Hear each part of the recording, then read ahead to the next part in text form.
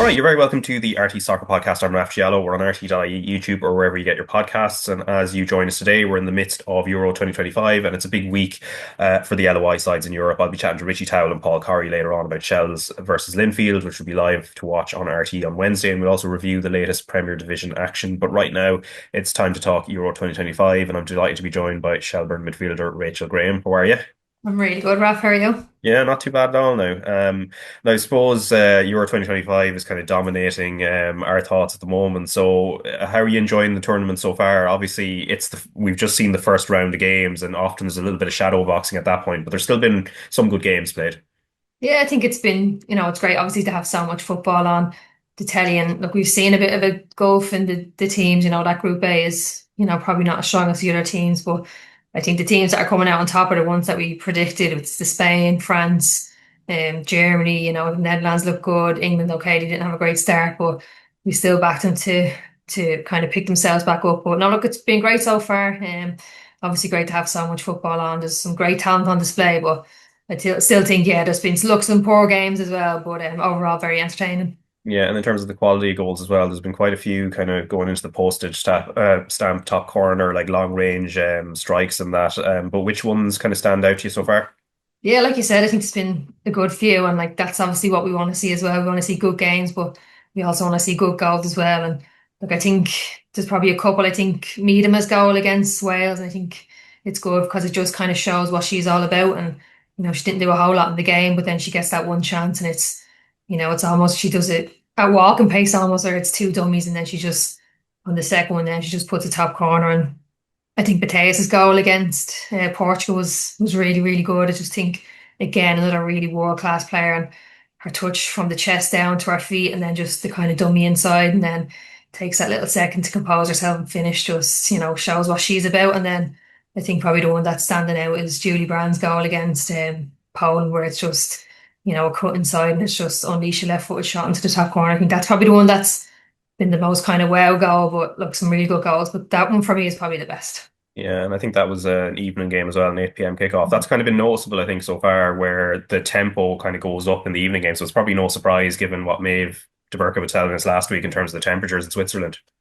Yeah, look, it's obviously tough conditions. You can see that when they're playing, it's the temperatures up at high 20s, and then it's sunny as well on top of that. And when you're trying to play in the sun and such high temperatures, it just really zaps your energy. So we've kind of seen that in the games where the first half has started well and it's kind of dropped off. But look, I do think the better teams have been playing in the evening as well. And the likes of Spain, Germany, France, and England, they were all the evening kind of games. But look, it's definitely something that takes a toll playing in that heat, and even the emotions of the tournament, your nerves, everything just drains your energy. So yeah, look, it's no surprise that in the second half of them games where the tempo's dropping off.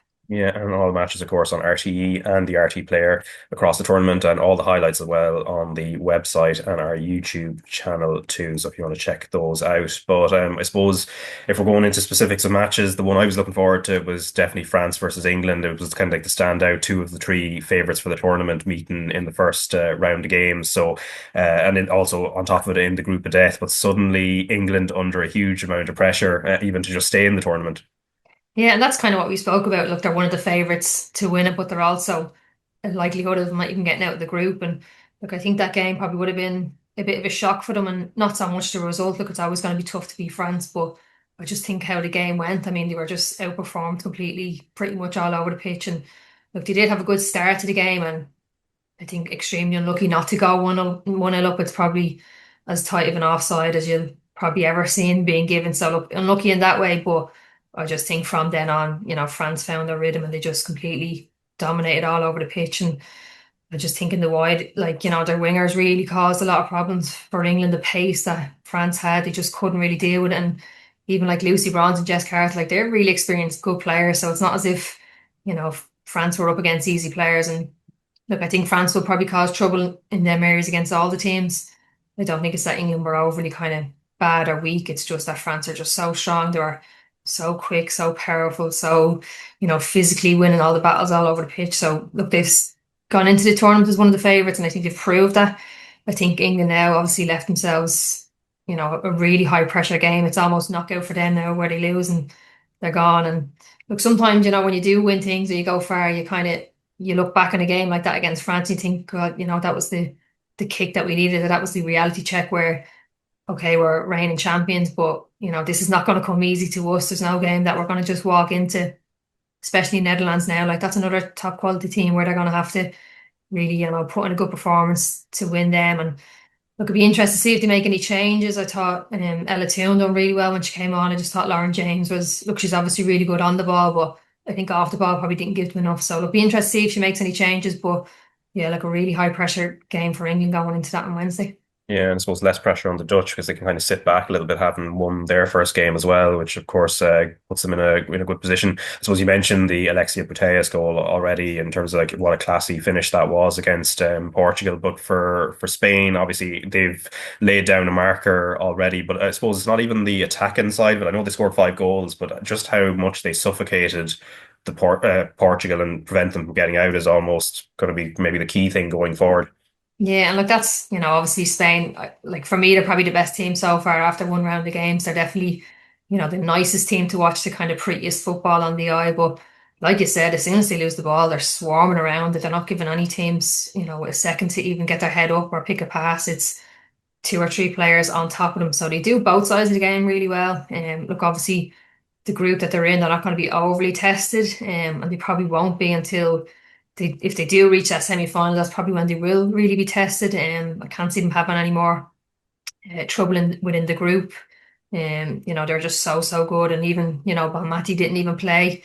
She's obviously probably too soon to risk after coming back from her sickness, but the young Vicky Lopez that started ahead of her probably is, a player that's so exciting to watch. She's only 18, which is hard to believe. We've seen her playing for Barcelona, but stood out as one of their top players as well. And, they've such quality all over. Like, well, Matty didn't even play. She's a Ballon d'Or winner. They've Putellas, again, Ballon d'Or winner. So, look, sometimes, you might want a bit more of a test within your group. And if they do get to the semi-final, come up against the likes of France, they probably won't have been overly tested because we know the draw. They're probably going to come up against like the team who finishes second in that Group A. So whoever that is, it's not great quality. So yeah, they probably won't be tested till the semi-final. But look, they've definitely stood out to me as probably definitely the team that's nicest to watch. But yeah, definitely someone that's going to go all the way, if not very far.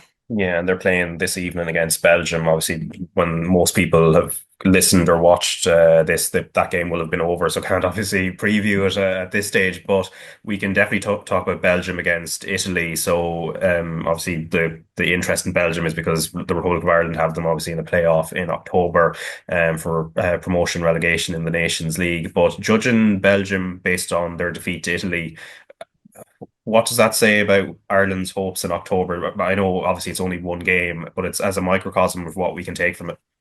Yeah, look, I think what you said, it's only one game, so you can't get your hopes up too high. And I thought they started the game really well. And when I was watching, I was kind of thinking, this is going to be a really tough game for us in October. But they kind of started to drop off then. Their performance started to dip and didn't really, cause a whole lot of trouble to Italy. And I think if you're probably looking to take something away from the game, it's maybe how Italy approached the game and how they just defended so well. They frustrated Belgium, and then you could even see the body language then of the Belgian players. It was, giving away stupid frees late on and just slowing the game down, playing into Italy's hands. And it wasn't that real kind of known to step up and, say, how are we going to manage this game? It's not, don't give away frees, don't slow the game. It's not what we need. It's exactly what they want. So, look, I think I definitely come away, with higher hopes than I probably had going into the game that, we could definitely get a result against these. They're not in any way world beaters, but look, like you said, it's only one game. It could have been just nerves. It could have been, like we said, the weather on the day. It could have been a lot of things. So,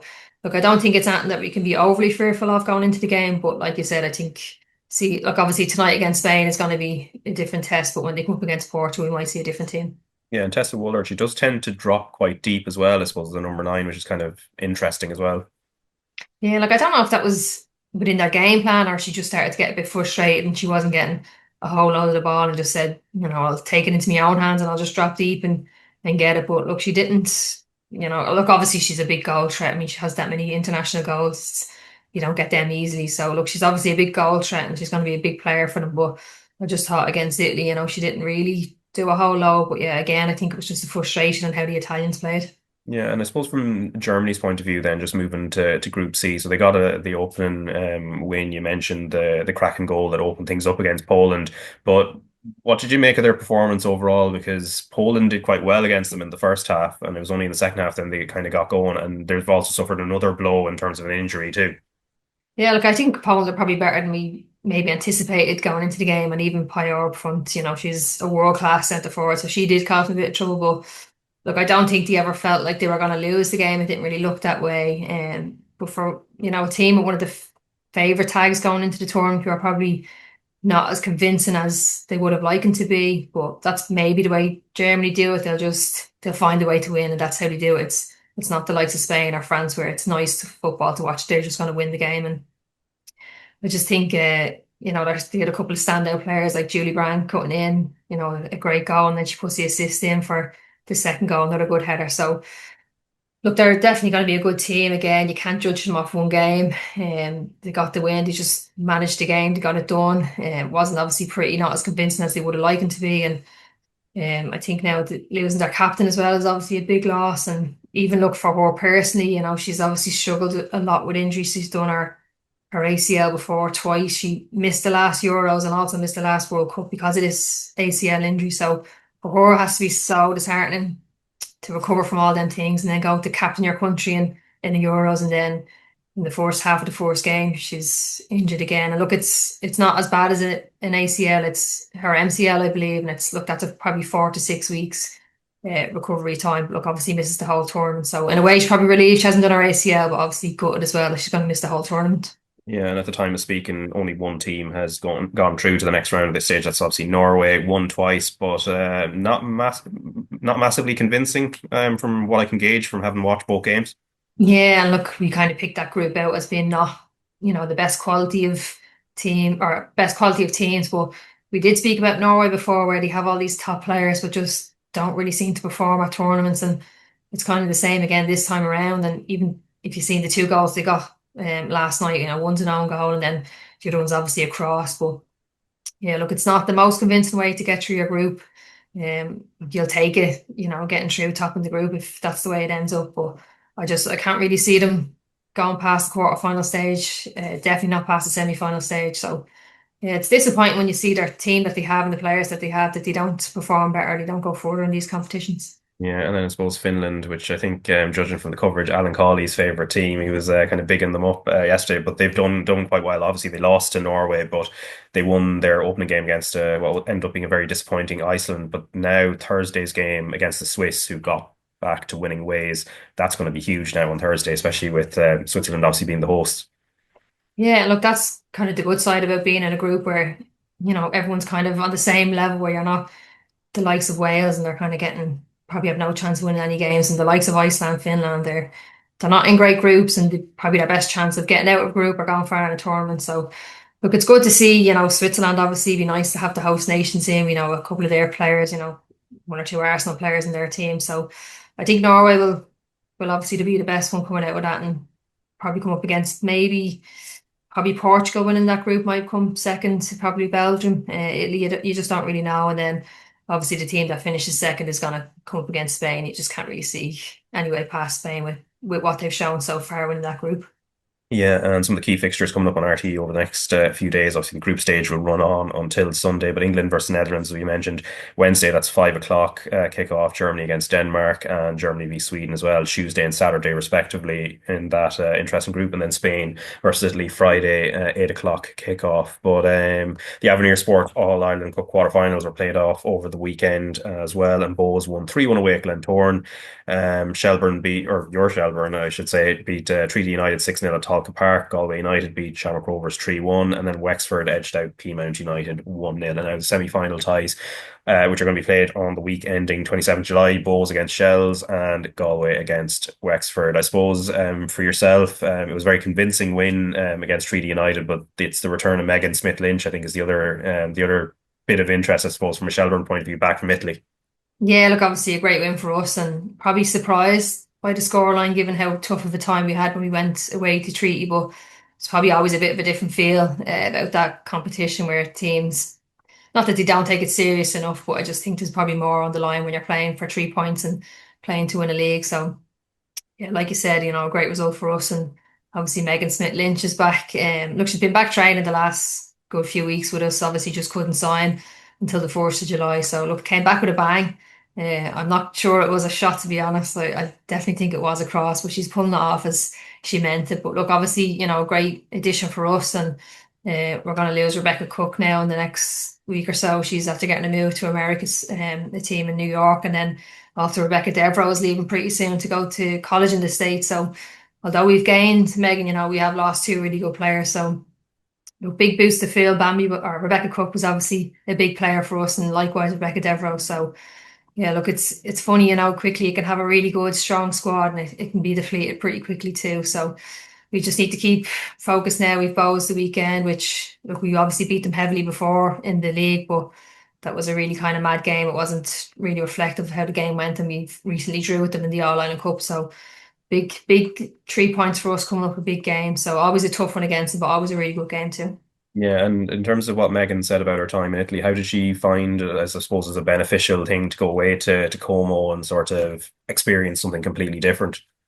Yeah, look, I think for Megan, it was a great lifestyle kind of decision as well, where she's going and she's playing full-time football. And look, the level probably wasn't, it was probably just a little bit below what Air League is. So in terms of developing as a footballer, I think it was more so the training pretty much every day and playing week in, week out. And look, she was playing as a left back, so Megan wouldn't be too known for defending. So she's come back with a bit more defensive qualities than what she left with. But yeah, look, I think it was a great lifestyle decision for her. We went over to visit her once or twice. It's, such a beautiful place. Como, it was, more so a great experience for her. But look, playing pretty much 90 every week and training nearly enough every day was a huge benefit to her. Yeah, no, I've seen the pictures of around Como. They look lovely, and obviously, that is not even talking about the food as well, which I'm sure is divine. But also this weekend, apart from like obviously you've got you're playing Bows, but Athlone also have a tricky trip as well, so they're away to Wexford as well. I mean, it's one of those things. I suppose you're focused on yourselves, but I imagine at the same time, just out of the corner of your eye, you're keeping a little bit of an eye on what Athlone are getting up to.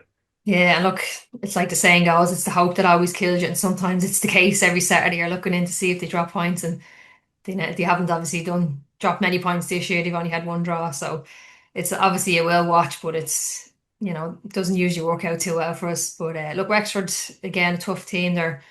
We obviously had a heavy win against them, but that was probably out of character. And they've had a good few results lately.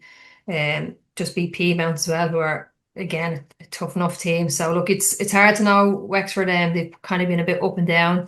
Athlone have obviously just been playing so well all season. It's hard to see past them not beating Wexford. But look, you never know. I'll be watching in, but if Athlone go 1 or 2-0 up, I usually just turn it off, to be honest. And I suppose finally the draw for the Cup quarter-final is done as well. So DLR Waves against Treaty United, Newbridge Town, non-league of course, up against Bows, Peamount United against Athlone Town, and then you're playing Shamrock Rovers as well. So that's kind of a bit of a you've just come through the Galway United tie in the first round, and then another sort of big one now in the quarter-final. Yeah, and like I said, we just never seem to get luck with that draw. And it's actually the same draw that we got last year. Only they were away. We drew Galway away in the first round, then we drew Shamrock Rovers away in the second round. So it's the same draw for us, but we're just thankfully we're at home this time. But Rovers, they've lost Katie Keane, they've lost Rushi Littlejohn, so they're not at their strongest at the moment. But obviously we kind of have that rivalry. They're the only team that have beaten us this year, so we won't be taking anything for granted going into that game. And yeah, look, it's a tough draw, but we'll always back our chances. We always fancy ourselves, and look, if we play our best, I think we should be able to beat them. Right, yeah. So loads of big games to come, obviously in the Euros itself, but for yourself as well. But Rachel, thanks very much for your time. We'll chat again next week. No problem, Raf. See you then. All right, delighted to be joined now by Richie Towell and Paul Corry. Lads, how are you? All good, Raf. Thanks for having us. Good Very stuff. well, Raf. Yeah, we're going to talk about the League of Ireland sides in Europe. Obviously, it's a big week on that front, and also the latest league action from the weekend as well. But before that, obviously, people would have seen the news about Callum O'Dowda joining Ferencvaros in Hungary. That would have made sense because Robbie Keane is the manager. But the other move, and a move that doesn't look like it's happening, Mikey Johnston, not going to Flamengo in Brazil as it appears now. He was being linked over the weekend by the likes of the Examiner and some other publications, but the reporting this morning when I woke up was that it seems that move is off, and there are conflicting reasons as to why, if the move was even going to be happening in the first place. But with that in mind, Richie, what I was going to ask you was, have you ever had interest from clubs outside of, say, Ireland and UK during your own career? Yeah, it's funny you say that, Raf. Is actually when I got released from Celtic when I was probably 20, just turning 21, and I had a bit of interest from Bulgaria. There was the likes of CSKA, Sofia, and teams like that was interested. Obviously, since then, the likes of Graham Carey and that has gone on to play there. In Bulgaria, Killian Sheridan, I think, was there at the time, and I think I didn't really fancy going over and then coming home. So it was something that never really materialised, probably on my end, because I didn't really fancy going that far away. I was quite young at the time to have that much change. I probably wasn't ready for it. So I ended up coming home and signing for Dundalk. And Paul, yourself, was there ever a point where there were clubs sort of on the continent or even further afield where there was some degree of interest? Not that I can recall, Raf, and it's something that seems far more common than when myself and Richie were playing, even for, lads who are 16, 17, 18 years of age. Obviously, a lot of that has come from Brexit, but it feels as if a move to kind of Europe is far more common now than it was. And I think just the networks have grown. And it's something I would have loved because I think my game might have been a little bit more suited to something that was maybe a little less physical and a little more technical. And you see some of the paths that some of our younger players have taken and the success that it's had. Even if you look at somebody like Jake O'Brien, I know he didn't go over as a young lad, but it really has propelled his career forward, as has Troy Parrott with his move to Holland. So I can't say I recall ever having interest from that area of the world, but it's certainly something that is beneficial, I think, to our players. Yeah. Just to touch on that, see a lot of the foreign clubs, Eastern European, like that, the Brazilian clubs. A lot of what they do in the club is based on what the fans want and what they think. So I know in some clubs, like if they want the player out, the player's gone and that's it. Like they always have the final say. I think you even see even with massive clubs like AC Milan and things like that, if they get a bad defeat or anything, the manager, the players, they're all over and they're kind of like apologising to the fans. So I don't think people actually realise sometimes fans have a lot bigger of a say than what you think in clubs. So it's funny that you see things like that because obviously I think Mikey Johnson would go over there and do really well because she's a top player and he kind of is that type of flair player he is. So I think that kind of would suit the culture over there as well. Yeah, because some of the conflicting reports is that potentially some of the fan base aren't that keen on him joining the club, or not keen on, maybe they're interested in other options or whatever it is. We don't know. We don't know whether the actual move was even in the offing in reality as well. The fee was going to be in and around 5 to 6 million. That's what was being reported. But anyway, we will park that anyway for now. And we're going to talk about the League of Ireland clubs in Europe because it's obviously a big week for Shelbourne and St Pat's. Shelbourne in the Champions League, obviously playing Linfield, and we've got the game live on RT2 and the RT Player from 7:30 on Wednesday. So that's going to be huge and definitely well worth watching. And before we get into the game itself, I suppose, Richie, you've been away for the last couple of episodes, and in that time, nothing happened at Shels, or it was very, very quiet. But look, in reality, I think the day after, on the Monday after Damien Duff stepped away on the Sunday, that was the first episode you missed out. So I was just kind of keen to get your take on like how shocked you were, or were you surprised, or how did you react to the fact that Duff had sort of left so abruptly? Yeah, it was mad because I actually, funny you said, I had a text message that morning I did, and it was quite early. Obviously, the lads were after being in train, and I had a text message saying that Duffer was gone, and I was like, this was like 10 o'clock in the morning or something like that.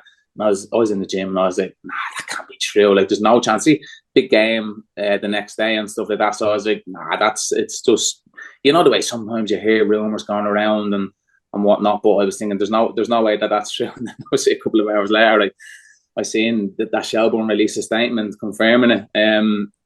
It's probably typical Damien Duff fashion, isn't it? That he felt like he couldn't get any more out of the players, so he stepped away. And listen, each to their own. I'm sure it's not the way the players, Joey O'Brien, would have liked it to happen, not the way Shelbourne Football Club would have liked it to happen, but it's after happening. And now, the big thing for Shelbourne and for the players is they have Joey O'Brien that's after stepping in. Nothing really is going to change, Raf. They're probably going to play the same formation. They're going to have the same days off, the same training schedule. So there shouldn't be too much change within the Shelbourne camp. So you'd like to think leading into a big game like this that they'll still have a bit of continuity, that go and represent the country and be firing on all cylinders, really. Yeah, and Paul, I suppose much needed stability in a certain sense because in the context of, in terms of the amount of European prize money you can get this game and first leg and the second leg, obviously the following week, this is huge for Shels, especially if they can get through it. Yeah, and we've seen Shamrock Rovers go through that path a couple of times over the last couple of years. And not only, like you mentioned, the financial gain that the club will get, Raf, but the opportunities that it opens to qualify for the group stage, particularly of the Conference League. And it is a huge opportunity for those players, and one that probably won't come along for another while because it doesn't look as if they're going to win the league. So the Champions route is absolutely the best route forward. And I'm sure Joe O'Brien was delighted just to get a win on Friday night to build a bit of confidence heading into this two-legged game against Linfield. And as draws go, it's a pretty good one. I know Linfield were 22 points clear in their own league last year, but the fact that they're coming in, Raf, like, it's almost like in the middle of pre-season where you've got such a huge important game. Richie, tell you, like, it takes a few games, it takes a couple of weeks before you kind of get into that rhythm of feeling as if, you know, you're fully fit and you feel as if you've got your touch. So that's a huge advantage for Shels alone heading into these two games. And you would have to fancy them, I think, for that reason. It's just a case of whether or not they have the confidence and consistency within the squad to put back-to-back performances together to get through over the two legs. But there's been a little bit of a bounce, I think, in some of the performances since Damien Duff has left. They're obviously giving away very sloppy goals, but even the little bounce in the likes of Odebeku, who's come in and probably has a little bit more confidence. Damien Duff didn't fancy him. He's come in, he scored goals. I know he's missed chances, and that was very evident when they played Galway. But there's small little bits of hope there for Shels fans that they have turned a little bit of a corner in the last 7 to 10 days, and you'd be hoping as if they can kind of continue on that trajectory over the next 10 days, which is going to be ultimately the most important stage of their season. Yeah, and Linfield, they played Dungannon Swifts in their Charity Shield at the weekend, but again, they're in a winter football model. We're in summer football, which, as you say, Paul, gives the League of Ireland sides an advantage. And Richie, from your own experience of playing teams that play winter football at this stage of a European qualifying season, can you feel the difference when you're going up against them? You know, that they're sort of like they're not fully conditioned, that they're not match fit, maybe they're not as sharp, and how do you look to take advantage of it? 100%, Raf. Like, for Shelbourne to get the draw that they have, it's a massive bonus for them. It is. Linfield, they're in the midst of pre-season now. Like, Paul will tell you, when you're in pre-season, you never feel great. Pre-season's it's a hard slog. You come back in after having a couple of weeks off, and it's a grind. It is. The legs constantly feel heavy. I remember even when I was at Brighton, like, full of Championship, Premier League players, and you'd go and play against a League Two team and you'd be getting beaten 2-0 and you just feel like, what's going on here? You can't get the legs going. So hopefully the Linfield players are a little bit like that as well, because if it's half the way we used to feel when you go back for pre-season. Now, I know times have changed and it's not run until you get sick anymore. It's a lot more science-based. I do understand that, I do, but still, Shelbourne are in the middle of a season. They should be firing on all guns blazing, and just they need to go for it, but they have to go for the jugular. They're playing against a Linfield team who, as we said, are in pre-season. If they don't go and really raise the levels and have a really high tempo against them, it could backfire. And as Paul said, with the draw that they're after getting, it's so important that they go and win the fourth round, because if you don't win the fourth round, it's so hard after that. It is so really important. That's something that when I was at Shamrock Rovers, once that fourth round came, that's when you really wanted to be at a high level, because you know if you go through that round, you have so many other chances to progress into the Europa Conference League or else the Europa League. Yeah, and Linfield, there is a familiar face to you in terms of Chris Shields at 34 years of age, but still within the squad. I think he played about half an hour at the weekend against Dungannon as well. His legs should be gone by now after all the work he have to do for me. Honestly, he was brilliant, Raf. When I played with Shields, I can't speak highly enough about him, because genuinely everybody knows that side of the game where you're winning the ball back, you're putting in tackles, you're putting out fires. As Paul said, he was more of a technical player. I would have always been the type of player back then that I would have just been going forward constantly break. If I wasn't in the box and we had the ball, there was something wrong. There wasn't. So listen, Shieldsy was brilliant for me. He really freed me up to be able to go and do that. So it was great playing with him. But it'd be interesting to see how he gets on against Shelbourne on Wednesday. Yeah, and Linfield, obviously managed by David Healy, and he signed a new 3-year contract extension there. And trying to get a gauge on sort of the systems they play. The suggestions are at the weekend that they played a back three, but usually last season they would have been sort of back four, sort of 4-2-3-1, maybe 4-3-3 ball. But what's your sense of Linfield, and particularly like I suppose the gap between a League of Ireland side and a an NIFL Premiership side? Because there is a suggestion that there is a gap. We saw it between Shamrock Rovers and Larne the previous season in the Conference League group stages as well. Yeah, I'm not sure I'd read too much into that Shamrock Rovers performance because it did look as if there was a huge gulf between the sides on the night, and Shamrock Rovers obviously have great experience of playing in these European competitions and just navigating what can be tricky ties. I'm not sure you could say the same for Shelbourne because there's not a huge amount of experience within that squad of being involved in European football. And I also think Linfield will be a significant step up from what Larne had put in previously. And obviously they've David Healy, they've the likes of Chris Shields, who have experience behind them. So I think it's going to be very tight, Raf. I think given what's at stake as well, neither side are going to want to, be out of it come the first leg. I think Richie's right. I think Shels should really take the game to Linfield in Talca Park and try put their stamp on it. But I think as styles and as standards go, I'd be surprised, if there's a massive gulf between the team. Of course, we'd expect that Shelbourne are a little bit less rusty than Linfield because they're in the middle of the season and you would expect that players are at it and they start very quick. But I think as you go through kind of the course of the 90 minutes over the two legs, I don't think you're going to look and say there's a significant difference in the quality of player between these two squads. I think it's going to come down to moments, whether that be mistakes, a set piece, a moment of individual brilliance. I think that's what will ultimately separate these sides when we are reviewing it kind of in 10 days' time. Yeah, and then let's turn our attention to the Conference League. So this is the Thursday game, so 7:45 p.m. kickoff, St Pat's against FC Hegelmann. So Hegelmann are a Lithuanian club, and at the moment they're second in their league as it kind of stands. Although their form has been sort of a bit mixed with a couple of defeats in there as well, and their European experience is limited to a qualifying tie against Scoopy, who I think Shamrock Rovers would have come up against not so very long ago, which ended in a 5-0 on aggregate to Scoopy. But Richie, the thing about Pats at the moment, obviously their form, and we'll talk about their league form more, later on in terms of their more recent results. They're not scoring goals, etc. But we found in the last few seasons that when Pats get into the European phase, that seems to be when they seem to kick on, and that's obviously got to be the hope for them from now on in, from July onwards. Yeah, obviously, look, Pats were really poor kind of first half of last season as well. And then obviously Stephen came in. They went on that European run, went really close. They did. So they'll be really hoping for something similar, not just for the European run, but to really kickstart their league campaign as well. Obviously, we know that the confidence isn't really high. They haven't scored any goals in the last 3 games, which is a big worry.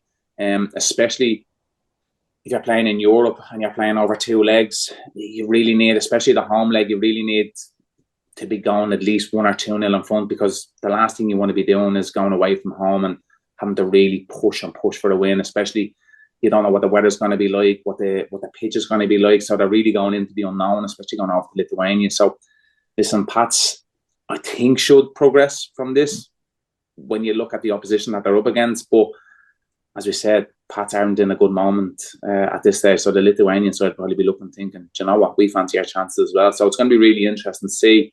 From a personal point of view, I hope that Pats go on and beat them, and I hope that really kickstarts their campaign, because obviously I know a lot of people involved in the football club there. So you also see them with Stephen Kenny. He knows how to get the job done in Europe. He does.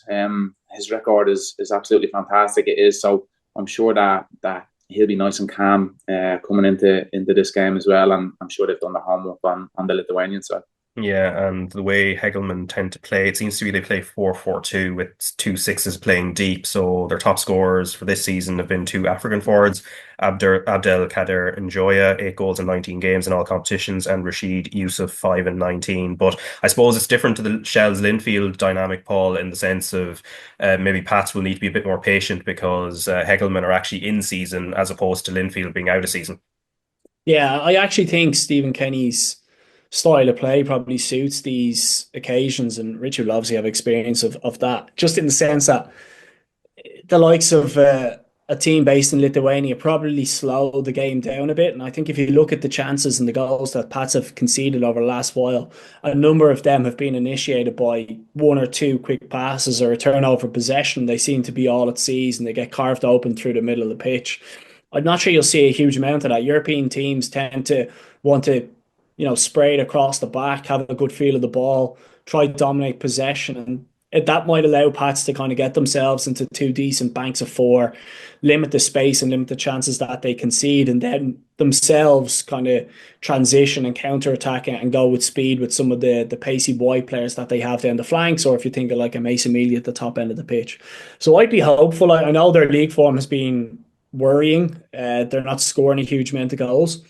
But I just think Stephen Kenny's style and the way he sets his teams up are just made for European competitions. I mean, we saw that when he came in last year and only very narrowly knocked out by Basaksehir.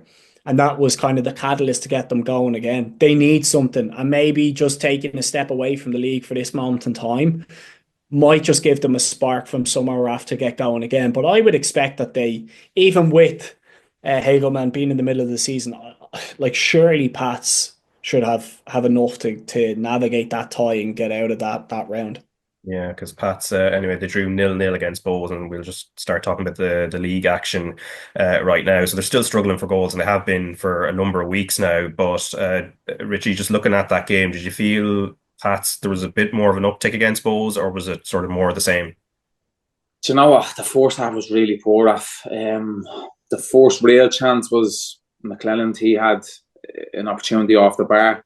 That was probably a couple of minutes before half time. So I was watching the game thinking, hopefully there's a bit more action in the second half. And that's what we got. There was a lot more action in the second half. If I'm being honest, I think Bohemians probably just edged it in terms of, obviously they had a lot more possession, but I think if the game had went probably another 5 or 10 minutes, Bohemians looked like the side that were really, really pushing for it. Now, obviously, on the flip side of that, you can say that Pats can feel a little bit hard done by the goal that they scored and was chopped off. Simon Power was most definitely onside. A player like him, listen, it's a hard decision for the officials. I obviously played with Simon. His pace is absolutely electric. It is. So when he's running that way and the defence is stepping up and crossing over the lines, it can be really hard. It can for them to notice it, but it seems to be every week that Pats are getting let down by the officials, which is a little bit unfortunate. Another, I think, big plus for Pats was, I think, Cian Levy's performance. I thought he was absolutely fantastic on the night. I want to see a little bit more from the likes of Aidan Keena and Mason Mealy. Obviously, two players that have bags and bags of talent. I think you're seeing the way Aidan Keena started the season. Most people were tipping him to be top goal scorer. Hasn't quite materialised like that. So, as we said, hopefully with a slight change now going into European competitions, hopefully that can be a little bit of a focus away from the league and like that, especially for centre forwards. If they can score a couple of goals in Europe and then they take that confidence back in the league campaign, it can really project them and they can really go and have a good go at the second half of the season, because that's what they're going to need. Because that's what, look at, they're dominating games, the RF. Most of them anyway. Now, I know Bohemians were probably the better side on Friday, but St Pat's are dominating most of the games and they just can't put the ball in the back of the net, and that's why strikers are worth so much money, isn't it? Yeah, and I suppose as Richie said there, Paul, the disallowed goal for Simon Power was unfortunate because I don't think he needed VAR on that one. It actually kind of looked clear on the replay, even though we weren't looking at the lines as you would on a sort of VAR screen. But they do look like a team that just need to score first at some point because they haven't really done that. Yeah, and the longer it goes on, I think it's maybe one goal in 6 games. The longer it goes on, the heavier the weight and the burden is on those forward players. And listen, we were all confidence players. Everybody thrives when they're feeling confident, but no more so than strikers, Raf. It becomes second instinct when you're in that 6 yard box, or you almost sniff out where the ball is going to drop to and you put away your chances. It's just not happening. Even the Jay McCallum one that comes off the crossbar, another time comes off the underside of the crossbar and goes in. The Simon Power goal, maybe that gets allowed, and then they kick on and they get a 3 points, and that's the springboard for going forward. But the longer it goes on, the harder it's going to become for their forward players to create chances and score goals. But they've enough quality. I mean, when I was looking at it at the beginning of the season, the strength and depth they have in forward areas is probably why I was making them favourites. I thought there's goals everywhere in this team. You know, Jake Mulroney, Zach Elbazetti, they haven't contributed enough in my eyes for the quality that they have. I think they should be getting close to double figures each season. Aidan Keenan and Mason Melia at different stages during the season have looked good. They obviously had, in particular, Keenan had a fantastic start to the season. You think this is going to be brilliant. And it just hasn't happened for one reason or another. A lot of people point to the absence of Chris Forrester. He tends to make kind of the team tick. He connects it very well between the back four and the forward players. That has potentially been a big absence for them. But unfortunately, the confidence has seemed to drain from a number of their forward players at the same time. And it will come, and it will come back round, and they'll have a performance. And Richie, right, you mentioned they dominated a lot of games. There could be a game where they just hit 4 or 5. And that could be kind of a bit of a springboard to move forward. But you're right, Raf. Scoring first is ultimately what they need to do, because if they can see teams are sitting deep, it becomes hard to break down. If they score first, it kind of opens the game up and it gives those players a little bit more space to thrive in. So I've no doubt it will turn. I would like to think it will turn sooner rather than later, because the last couple of weeks have been worrying. And you would also like to think that kind of coinciding with European football, that they get a good run and that kind of moves into the league form as well. So they have enough quality there. Time, I think, is just what needed before we start to see the best of those players. Yeah, and then Richie from the boat. Yeah, sorry, go on. Just to touch on that, obviously, like it's probably a little bit hard for me to even comprehend that the players are so low on confidence, because when I had Stephen Kenny as my manager, I thought that was his best quality. He made me feel like I was the best player in the league by a mile. But I know he also made Pat Hoban, Daryl Horgan, Chris Shields. I know he made them feel the exact same way. So it's mad to think that the players are low on confidence, but they have a manager who I think that's his best quality, that he makes you feel so good. So it's a little bit, you see when Stephen when he went into Pats last year, and you had the likes of Brandon Cavanagh. He wasn't playing, couldn't really get in the team. When he was playing, he wasn't playing well. He comes in, and obviously Stephen puts that confidence in him. The likes of Zach Elbazetti, Jake Mulroney. And last season, you could see their confidence was sky high. And I was thinking, that's exactly why, because that's what Stephen does. So it'd be interesting to see what it's like behind the scenes at Pats now, whether it's still the same Stephen Kenny or what's going on there, whether it's just a little bit, as Paul said, they might hit a team for 4 or 5 and really kickstart the season. So yeah, it's baffling me at the moment as well, to be honest. Yeah, and then from the Bulls' point of view, Richie, Dawson Devoy's performance got a lot of attention, and not for necessarily what he was doing on the ball, because we know what he brings, but he when we talk about the Pats midfield not having enough cover for Jamie Lennon, he was sort of doing a bit of that for Bulls in terms of working on both sides of the ball. Yeah, do you know what? He's have to been really, really impressive, especially his performance on Friday night. He's kind of your old school midfielder. I think you see now a lot of young players growing up, they want to be either a number 6, they want to be a number 8, or they want to be a number 10. They want to play in the pockets on either side of a midfielder. He's kind of your all-round midfielder. He can get the ball off the back 4. He can spray it around. He can get in the box, score goals. He can make things happen from the middle of the park. And then you see it on Friday night, he can also do that doggy walk. He can put tackles in, he can put out fours, and that's it. If you're a manager, it's an absolute dream. That's the type of player that you want. You want somebody who's an all-rounder, and do you know what? It's actually something that St Pat's are probably missing. They obviously have the likes of Jamie Lennon, who, as we all know, he is that player who sits in front of the back 4. They also have the likes of Chris Forrester, who is like that attacking midfielder who creates things and scores wonderful goals. So I think everybody could do with having someone like Dawson Devoy on the team, someone who can do a bit of everything, and not just do it, he can do it really well as well. Yeah, and then of course, as we know, the Moose is no longer at Bowes anymore, and it coincided with the release of the Oasis jersey as well. So we don't know if he was harbouring like a secret love of Blur or something there, and just got mad offended. But Douglas James Taylor is in up front now. We got to look at him on Friday, Paul. And what do you feel he will bring? Because they have reverted to sometimes using a false 9. They also have a couple of other options up there that they can use as well. But what do you feel that Taylor will bring to the table? I think they won't mind if he brings nothing but goals, Raf, to be honest with you, because at different times when I've watched Bows over the last kind of 24 months, a lot of their play has been good. They've dominated teams. Even if you go, just back to the Sligo game, what was it, 10 days ago? They created so many chances, just couldn't put the ball in the back of the net.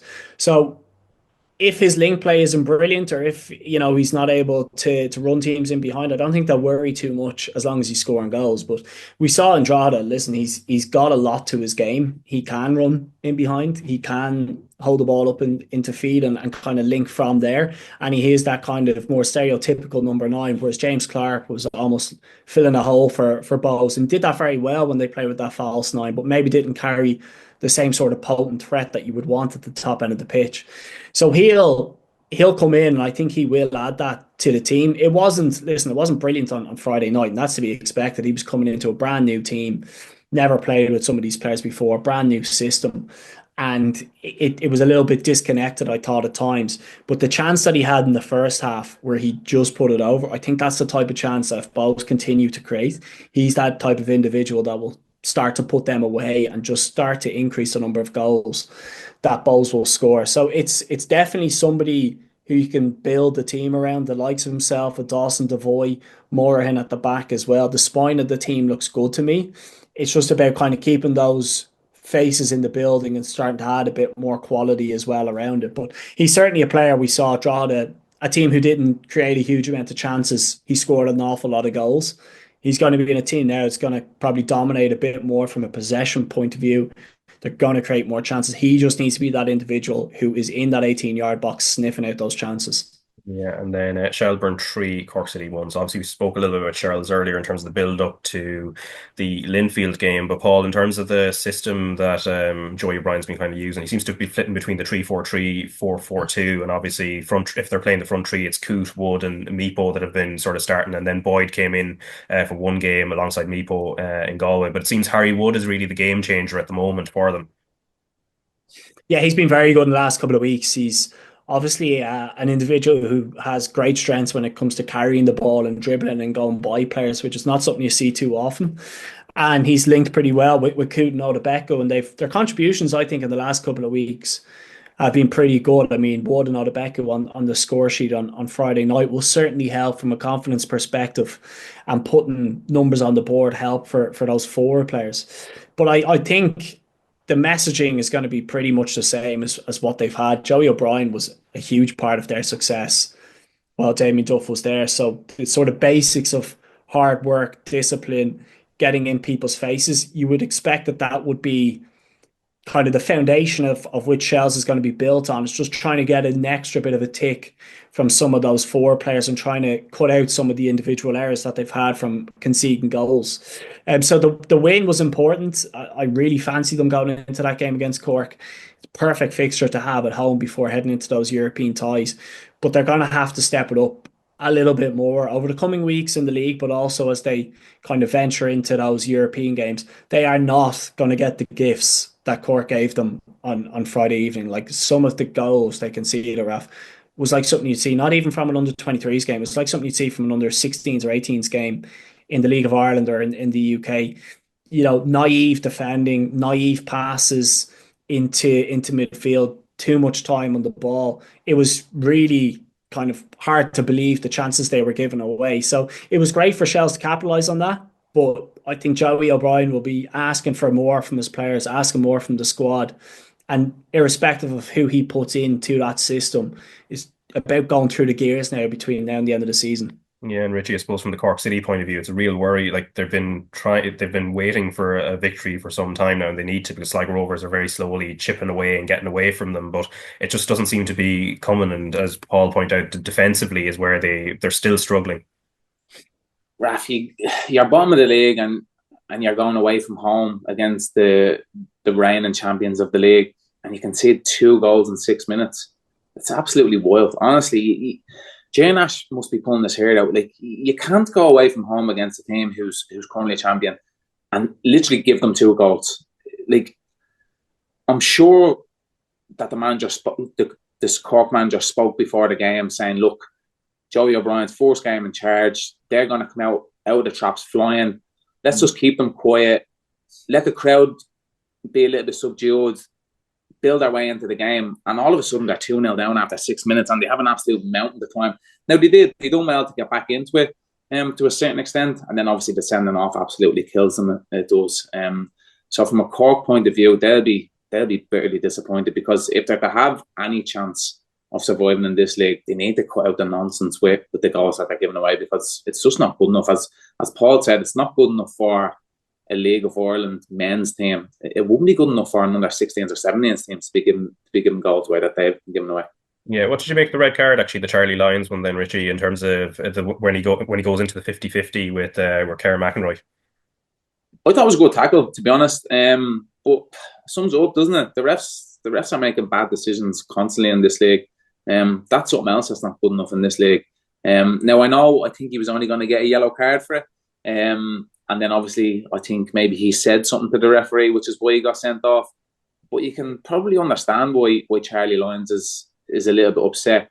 He's put a good tackle in, and if anything, the Shels player has stood on him, which is obviously how he's got hurt. So he's thinking, how have I conceded the free kick, and how have I got a yellow card? So obviously he's had something to say to the referee. So that's why the referee has gone and sent him off. So I think if the referee actually gets the right decision from the get-go, that sending off never happened. So look, it's a little bit more disappointing. Right, yeah, and for Cork City, I suppose the worry is compounded by the fact Sligo Rovers picked up another point, so drew 2-2 with Shamrock Rovers on Saturday night. Jad Hakiki with a brace there, and Paul, Jad Hakiki was somebody we spoke about a couple of weeks ago with Alan Cawley and David McMillan, just in terms of what he brings to the table and maybe a lack of consistency at times. The goals he scored, both brilliant in very different ways. The first one is not how I pictured he would be scoring a goal, though. Yeah, it's certainly not. He's not kind of a player that you expect to be kind of getting on the end of things with his head. But yeah, listen, he's still only 21, so inconsistencies are maybe something that you expect with players, and particularly players who play the game in the way and style that he does. But it was a huge result for Sligo, Raf. You know, for whatever reason it is, Shamrock Rovers really struggle to go to the showgrounds. I think they've been beaten the last 2 times they've been up there. And it was kind of looking that way after 24 minutes when they'd gone 2-0 up. But yeah, listen, Kiki is the type of player that you want to keep fit. He's the type of player that you kind of want to hope can supplement the likes of Owen. They can kind of create chances and be those difference makers in the final third. And he's obviously popped up with his 2 goals. I like the signings that they made, Raf. People who kind of have experience within the league, the likes of McLean, even McManus, who's gone up as well.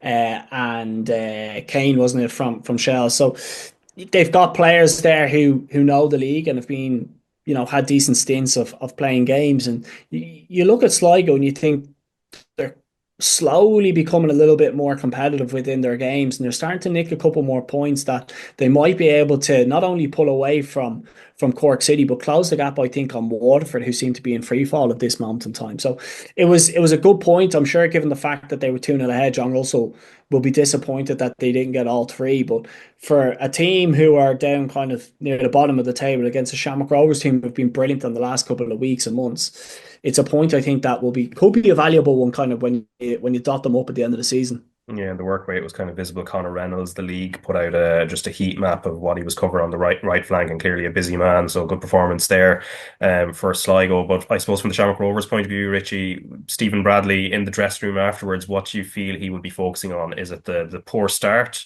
and particularly the defending for the first goal, or is it more the fact that actually they did dig it out and they came away with something at the very end? I think you have to acknowledge both points. But I'm sure at half time he would have acknowledged the bad start, and I'm sure he would have let the players know about that.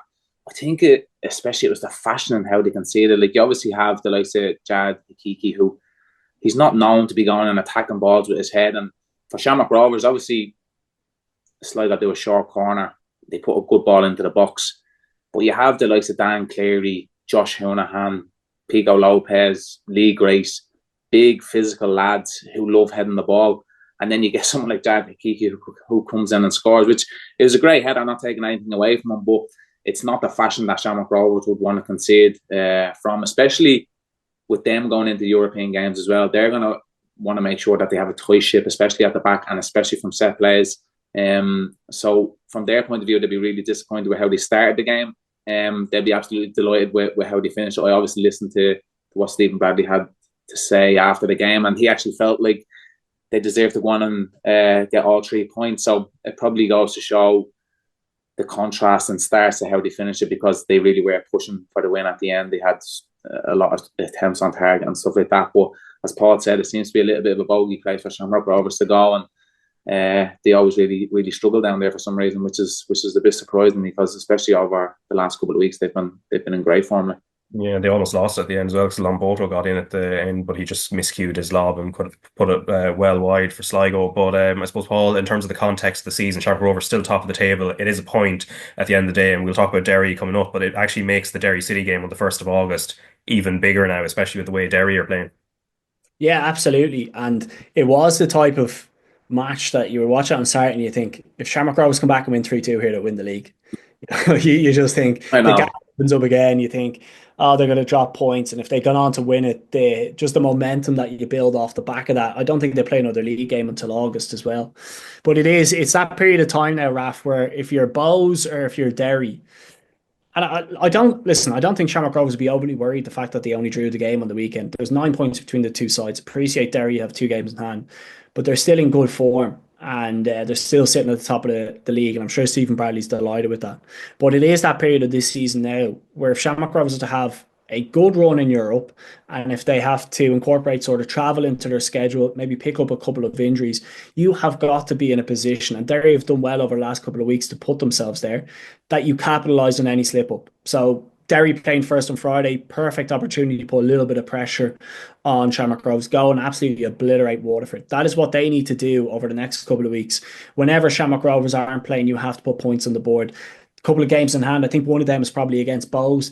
That's a game, if you're Derry, you have to start to win. You have to start putting expectations on the team to close that gap on Shamrock Rovers. And you're right, any sort of head-to-head between themselves and Shamrock Rovers will just be such massive games if you're talking about putting a title race together. So you would still fancy Rovers, just given the experience that they have in the squad and the performances over the last couple of weeks and months. But Derry are starting to take along nicely. I mean, the clean sheets that they kept in the lead up to the Waterford game is a real sign of progress.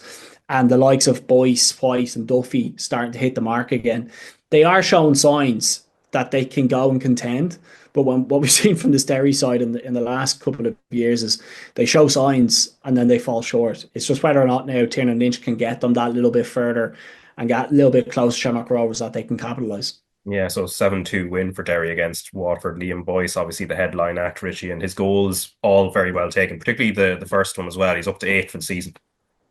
He's flying, he is, isn't he, Raf? And do you know what? For a striker especially, if you go and score a hat-trick, wait and you see now in the coming weeks, the confidence is going to be absolutely oozing out of him.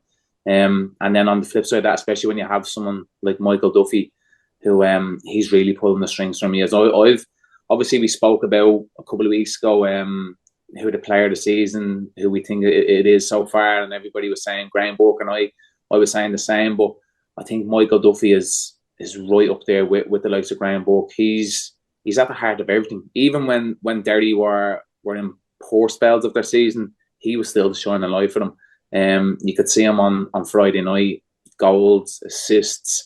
He's just running every single game he is, which is great to see. You also see the likes of Mark Connolly getting on the score sheet, so there's goals coming from everywhere. And then you see the likes of Diallo, his goal, absolutely incredible. So Paul said that they're ticking along nicely. I think Derry are absolutely motoring now. It's a big comparison. And I watched them the first 2 or 3 games of the season, and I was thinking, what is going on here? Honestly, I couldn't believe how bad they were. Now on the flip side, I've watched the last couple of games and I've been really impressed with them. And it takes time. It does. A new manager comes in. There's a lot of rotations, a lot of upheaval within the club. But Tiernan Lynch is doing an absolutely fantastic job now. And if we are to have a title race, as Paul said, the games that they have coming up, they need to get points on the board. They can't be drawing games. They need to go and get the wins. As I said, especially if Shamrock Rovers are not going to be playing for a couple of weeks, they need to really hammer that home and make sure that when Rovers do come back to play and it is against them, that they're right there at thereabouts and there's something on the line in that game. Yeah, so they have Sligo Rovers next, and then Bows after that, and then Shamrock Rovers on the 1st of August, and 4 assists and a goal for Michael Duffy in that game as well, which is absolutely superb. And then, as you mentioned, Sadhu Diallo, and with a goal that someone with that surname wouldn't be normally capable of doing. So you know you're doing something right if a Diallo is putting one in to the top corner from 30 yards, and obviously his midfield partnership with Carl Winchester seems to be the platform that they're working off. But I suppose from the Waterford point of view, Paul, it's they haven't been keeping clean sheets at all, and this is probably the worst of their performances defensively. Then, well, obviously, with the number of goals, makes that fairly obvious anyway. Yeah, and listen, going up to Derry can be a difficult night, and unfortunately, when the likes of Duffy, White, and Boyce all click, they probably have the potential to do that to teams. But it's one to maybe forget. It's one to press the reset button and focus on important fixtures that are coming down the line, and play Cork City this week or this Friday, Raf, and that's going to be an important game for themselves, just to try put and breathe a little bit more confidence into the squad, but also to try distance yourself from the likes of Sligo Rovers. So yeah, listen, when you are kind of doing a bit of a reset, it's getting back to basics. It's trying to limit the amount of chances that you're kind of letting opponents create against you, and you're trying to just get back to being a really well drilled outfit. And to be fair to John Coleman, like that's what his bread and butter was when he was at Accrington Stanley. It was setting his teams up to be hard to beat. So Friday was maybe a bit of a freak result with regards to how many goals they conceded. Um, Trying to, I guess, solidify that back four and getting a good bank of four midfield in front of you is what you're really focusing on when you get to Cork City, and then hope that the goals to the top end of the pitch, whether that be Lonergan or Padraig Hammond, they're the type of players that can maybe win you enough games, but you got to get back to keeping clean sheets. Yeah, and then Drogheda beat Galway United 1-0, and very much needed, I suppose, from a Drogheda point of view, Richie, after everything that's happened the last few weeks, just maybe settles them down a little bit.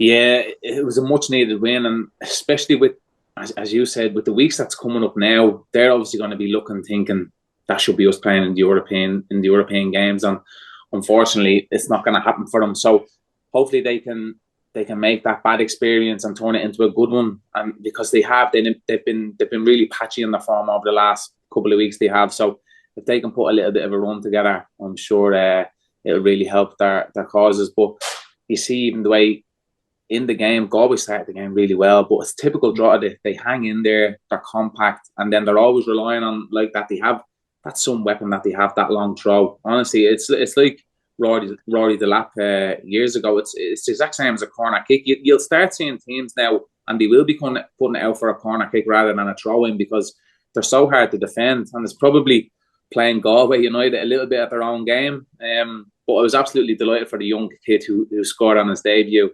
Kareem. It was brilliant to see, and I think you see by his celebration, and you see Kevin Doherty. He was up in arms with him over on the side of the pitch, which is great. That's what you want to see in football. So yeah, look, I really do. I hope Drogheda can kick on a little bit now, because they've got hard done by this year. Let's make no bounds about it. They really did. They got hard done by. So it'd be great to see them able to capitalise on something missed, unfortunately. Yeah, and I suppose, Paul, from the Galway United point of view, obviously with the Moses Dyer situation, which we obviously spoke about in the last couple of weeks, and now they've obviously brought in a striker in terms of Malcolm Shaw, who hasn't got off the mark yet, but he does seem kind of busy. Yeah, we're going to be saying this so many times between now and the end of the season, Raf, is if Moses Dyer was still there, Galway might have gotten something from that game, because they did create chances, particularly in that first half, and Dennison was very busy, and there was different situations, whether it be from set pieces or just balls bobbling around the 6 yard box. You felt like if that kind of threat of Dyer was there, maybe with the form he was in, he would have put one of them away. So I thought they were unfortunate, Raf. I thought they were really unfortunate not to kind of come away from that game and not get something from it on the basis of the chances that they created. But for both of those sides, like, given the fantastic starts that they had to the season, it has been a little bit patchy in the last couple of weeks. I know Galway are quite a bit behind Drogheda at this moment in time, but it's about trying to find recipes to get points, and trying to become those difficult outfits to beat, because that's what made both of those teams so successful at the beginning of the season. But make no bones about it, like trying to replace Moses Dyer's goal is going to be some task for Galway United. Like whoever comes in there and leads the line, there's a lot of pressure and a lot of expectations because somebody else has been in that position and scored goals. And traditionally, particularly over the last 2 seasons, they're not a side who've scored too much. They haven't been, superb in front of goal. So you take those goals out of that team, they're going to have to be really good at the back, because I don't see them being kind of that same sort of threat as they were earlier on. Yeah, and then the First Division Bray Wanderers beat Wexford 1-0. Cove Ramblers got back to win the ways, 2-1 winners over Athlone Town. Finn Harps and Longford Town drew 0-0. Dundalk followed up their victory over Cove last week with a 4-0 win at Kerry. And then UCD and Treaty United drew 1-1, so Dundalk now 4 points clear of Cove at the top, and Bray Wanderers 5 further back from there. And there is a blow for Dundalk, though. Leo Gaxa, who is confirmed to be facing a lengthy spell out on the sidelines with an ACL injury. And they do have a big game against Bray coming up as well. And then Athlone Town, they have confirmed their takeover with Nick Gianotti, who holds shares in Plymouth Argyle, announcing it on Friday. He's a San Diego native and co-founded a company called Red Ball Energy. We're nearly at the end here, but also did want to say, thoughts with the family, friends and teammates of Diogo Jota and his brother Andre, who died in tragic circumstances last Thursday. We spoke about Diogo Jota quite often on this podcast when discussing Liverpool and Portugal, but away from football, I suppose the point and facts have been kind of laid bare over the last few days in terms of the fact he just got married, 3 young children, and I suppose for his family, losing 2 loved ones as well is unimaginable. Obviously a great player, but by all accounts as well, an exemplary human being too. So, the tributes from Queeveen Keller and many others have kind of indicated that as well. And I know, Richie, we were speaking off air about this as well. Obviously, from the family point of view, that's going to be the most devastating thing. But for teammates, and particularly those, as they point out, who loved him so much, it's a huge void, and it's going to be incredibly difficult to deal with. Yeah, first and foremost, obviously, our thoughts and prayers go out to all his family and friends and colleagues. I had it with Liam Miller, who obviously passed away as well. And I don't think, when you're in football, as Paul will tell you, when you're in football, it's like a family, it is. And it's really going to hit the Liverpool players hard, it is. So look, you have to live life to the fullest every day. It's something that I've always done for the last number of years, because you never know what's around the corner. So look, hopefully his family, his friends, hopefully everybody can get around him. I know Liverpool, I seen they've done a great gesture, and they're paying up his full contract, which is absolutely amazing to see, to help the family. But as I said, I just don't think that people understand the impact that it can have, not just on the friends and close family, but on the teammates as well. Because as I said, when you have a teammate, you're with him every single day, you're going on away trips, especially if you're playing for the likes of Liverpool, and that you're going to have overnight stays. I'm sure he probably would have roomed with a teammate, and he probably slept in the same room 2 or 3 nights a week for a full year or a couple of years. So you grow this bond, you do, and you feel like he's part of your family. And for something tragic to happen like that is absolutely devastating. It is. Yeah, for sure. And thoughts with everyone concerned. They're obviously a hugely tragic situation as well. But I suppose that's it for this week's podcast. We'll be back on Monday when we review Shels and Pat's European first legs, but also look ahead to the second legs of their ties. We'll also be chatting Euro 2025, which will be facing into the knockout stages at that stage. So thanks very much to you lads anyway, and also to Rachel earlier. So slán go fóill. Cheers, Raf.